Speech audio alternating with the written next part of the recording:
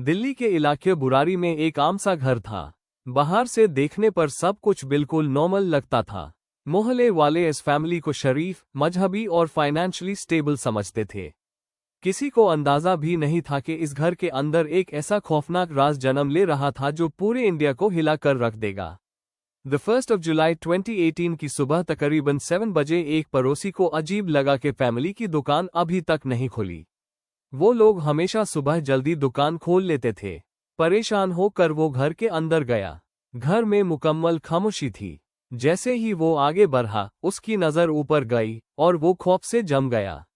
घर की टान गैलरी में फैमिली के 10 अफराद लटके हुए थे। सबकी आंखों पर पट्टियां बांधी हुई थीं, मन बैंड थे और हाथ अजीब तरीके से बंधे हुए थे। घर की बुजुर्ग खातून दूसरे कमरे में मुर्दा हालत में मिली। सिर्फ एक रात में पूरी फैमिली खत्म हो चुकी थी। ये खबर चंद घंटों में पूरे इंडिया में फैल गई। हर न्यूज़ चैनल पर सिर्फ एक ही सवाल था, आखिर बुरारी के इस घर में यूएस रात क्या हुआ था?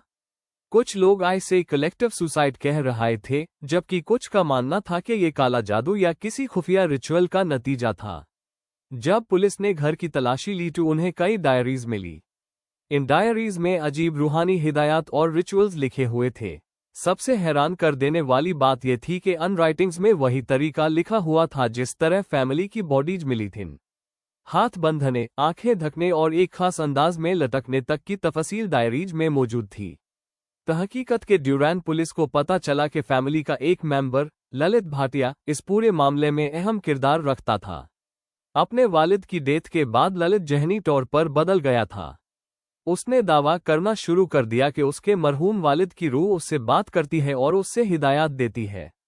हैरत की बात यह थी कि पूरी फैमिली उसकी बातों पर यकीन करने लगी। धीरे धीरे पूरी फैमिली एक ऐसी साइकोलॉजिकल दुनिया में चली गई जहां अंधा यकीन हर चीज पर हावी हो चुका था। बाहर से वो लोग बिल्कुल नॉर्मल लगते थे, लेकिन घर के अंदर अजीब रिचुअल्स और रूहानी अकीदे उनकी जिंदगी का हिस्सा बन चुके थे। पुलिस को घर में जबरदस्ती दाखिल होने या लड़ाई झगड़ा के कोई निशान नहीं मिले। किचन में रात के खाने के बर्तन मौजूद थे और अगले दिन के प्लान्स भी बनाए हुए थे। ऐसा लगता था जैसे फैमिली को यकीन था कि वो इस रिचुअल के बाद बच जाएगी। साइकोलॉजिस्ट्स ने बाद में इस वाक़ये को शेयर्ड साइकोसिस करार दिया, यानी एक शख्स का वहां पूरी फैमिली तक फैल जाना। जैसे जैसे मीडिया ने इस केस की तफसीलत दिखानी शुरू की, बुरारी का वो घर खौफ की निशानी बन गया।